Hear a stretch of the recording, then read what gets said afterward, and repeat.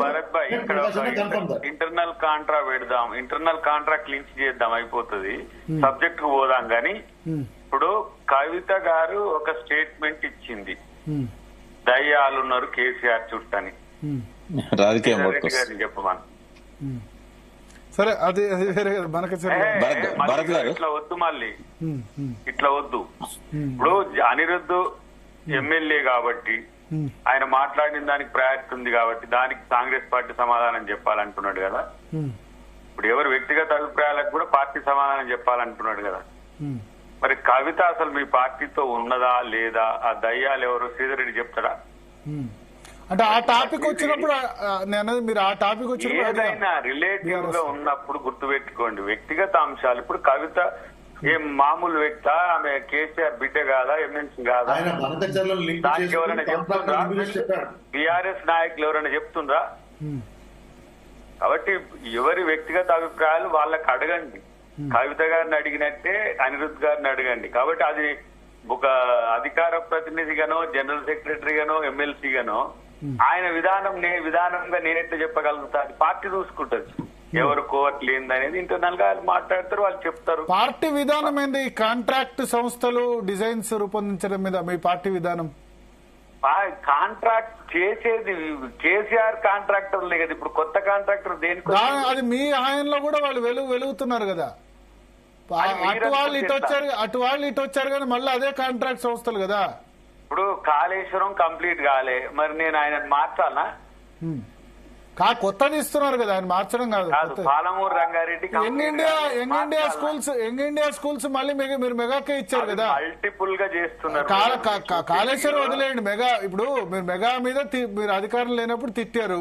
Young India schools మళ్ళీ మెగాకే ఇచ్చారు కదా అంటారా? ఎవరన్నారు మీతోని? ఎవరన్నారని మెగా కాంట్రాక్ట్ వచ్చింది? ఎవరు?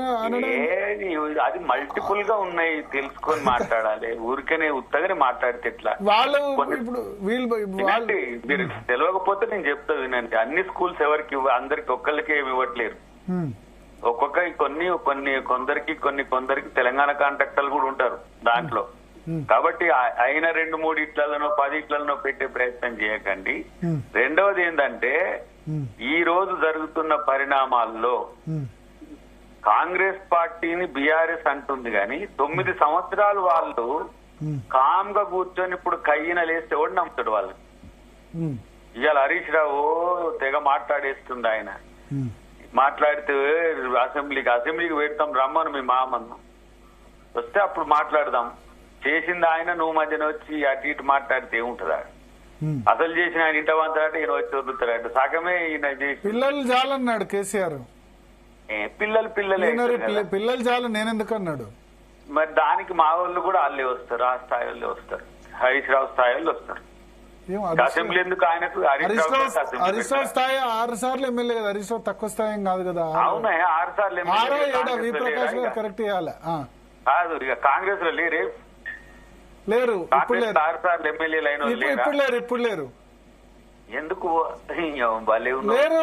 ఉత్తమ్ కుమార్ రెడ్డి సీనియర్ ఇప్పుడున్న వాళ్ళు. మరి ఇంకేంది? ఉత్తమ్ కుమార్ రెడ్డి గారు వస్తారు. అదే నేను చెప్తాను, కాంగ్రెస్ నుంచి గెలిచిన వాళ్ళు ఇప్పుడున్న వాళ్ళు లేరు అంటారు. ఇప్పుడు ఉత్తమ్ కుమార్ రెడ్డి కూడా 6 సార్లు గెలవలేదు, 6-7 సార్లు గెలవలేదు, 4 సార్లు అనుకుంటా. కాదు, ఇప్పుడు ఉత్తమ్ కుమార్ రెడ్డి గెలిచిందా లేదా పక్కన పెడితే, ఇప్పుడు అసెంబ్లీకి మరి ఆయన రాండి, అసెంబ్లీ ఎందుకు పెడతారు? ఆయనకు సమాధానం చెప్పాడని ఉత్తమ్ గారు చెప్తారు.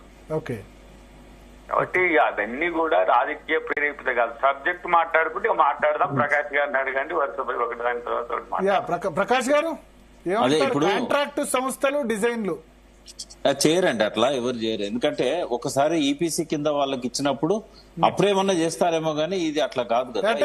ఇది నాలుగేషన్ కాదు. ఏబి వెంకటేశ్వరరావు తెలుగుదేశం పార్టీకి అవుట్ రైట్ గా ఉండి ఆయన దగ్గర కార్పొరేషన్ చైర్మన్ మన కూడా ఇచ్చారు, తీసుకోలేదు.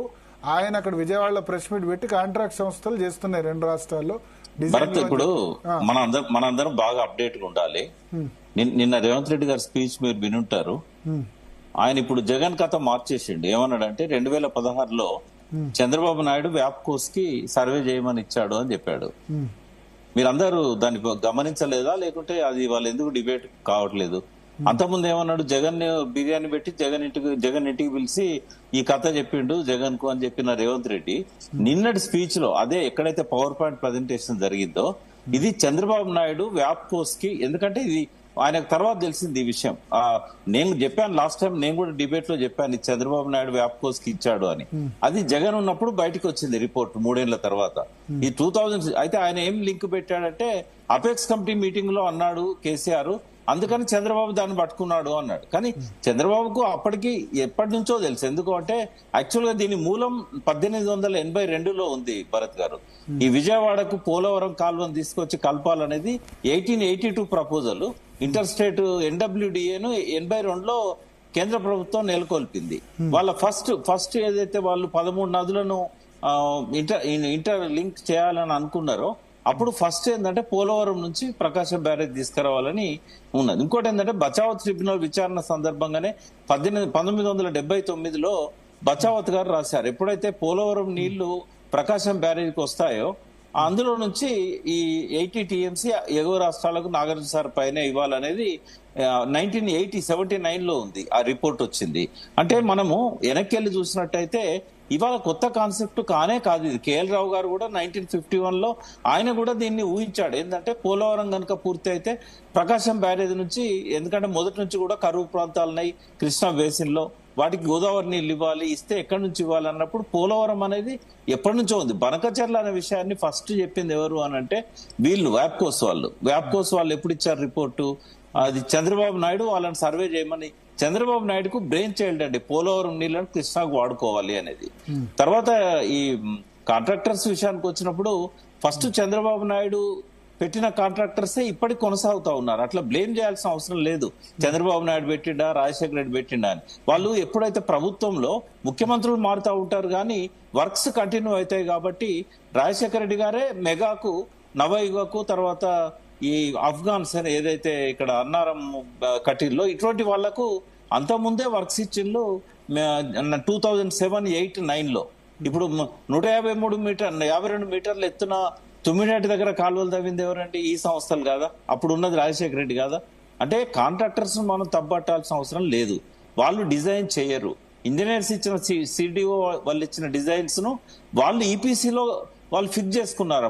ఇప్పుడు ఈపీసీ లేదు. కేసీఆర్ వచ్చినాక అలిగేషన్ తప్పు, రేవంత్ రెడ్డి అలిగేషన్ తప్పు. ఏంటంటే Anirudh Reddy allegation also today తప్పండి అది. ఎందుకంటే మెగా వాళ్ళైనా నవయుగ వాళ్ళైనా వాళ్ళని మనం బ్లేమ్ చేయాల్సిన అవసరం లేదు ఈ విషయంలో.